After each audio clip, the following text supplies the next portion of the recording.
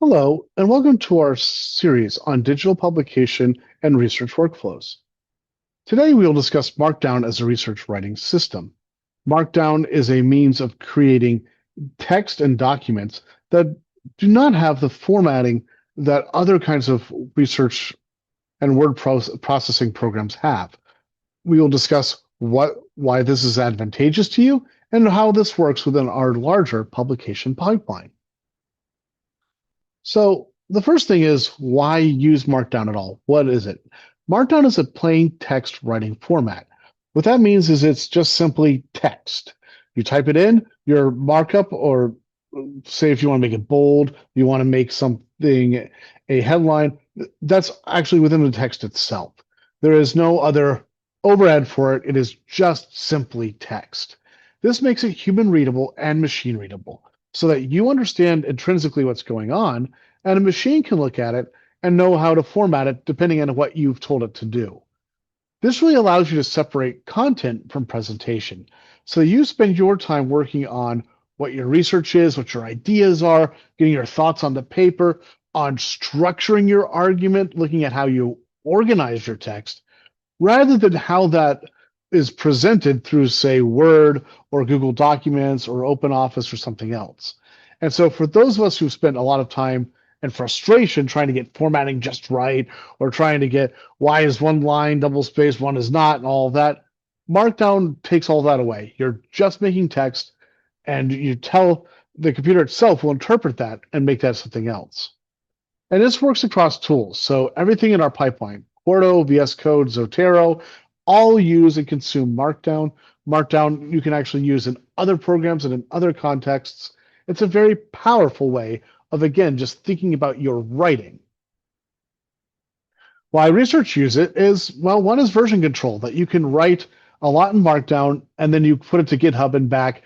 This allows you to really work on your document, create a version of it on, say, GitHub or somewhere else, work on your document some more, and maybe go back and forth. Perhaps you deleted some paragraphs that you like. You can always pull those back from different versions. This really makes that process a lot easier.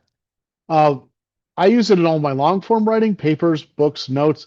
Everything is written in Markdown. That really allows me, again, to focus on what I'm trying to say and then to bring in different parts or different kinds of ideas if needed.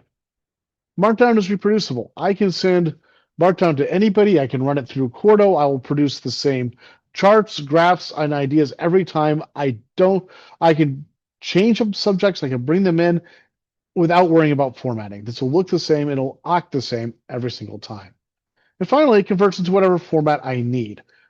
The same writing can go to a PDF, HTML, slides. It can be formatted for different journals, all the same block of text. You're just telling, again, the computer how to actually exercise it. So the core idea is that Markdown isn't just formatting. It's basically a layer for thinking and for writing. And so what we will do is now revisit our workspace that we created in a previous video and create a Markdown document. So you can see our setup here. We have our project name. We've got our different folders. You can see we have a workspace file, which is what we saved it all to, and we've got our sources. So what are we going to do first? We're going to create a new file, and you can see here the red circle, the plus icon on a file. Go ahead. We're going to put this in our manuscript directory. Click on the manuscript directory, then click on the new file icon. I'm going to call this examples.markdown. And you'll see once that is done that you see examples.md. That is the telling VS Code that this is a Markdown file. And you'll see that it's empty. This is a nice canvas. We can now type whatever we want. Now, I'm going to show you some examples of actual Markdown text. Don't worry, these are just examples, but you'll see this is how it works. That Markdown is just text that we have bold indicated by, say, 2 stars, italics by 1.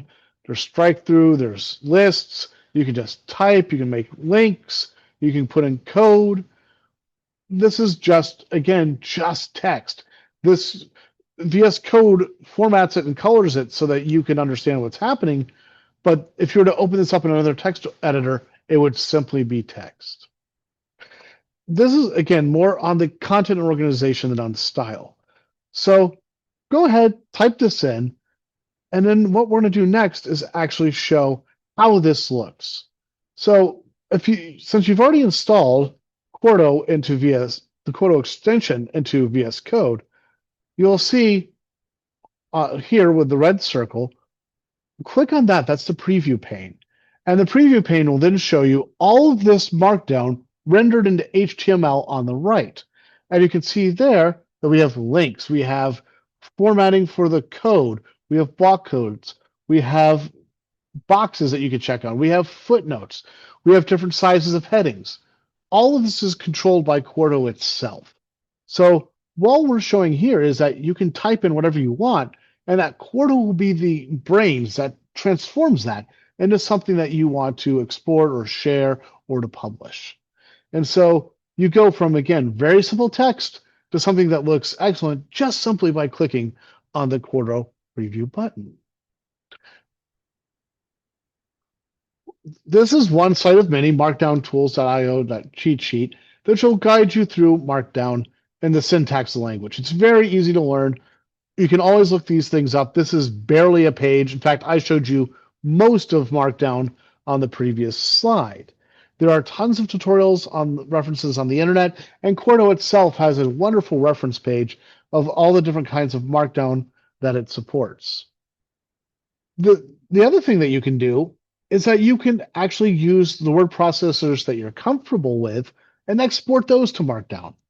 For instance, if you look here on Google Documents, you'll see that if you can download a document to Markdown.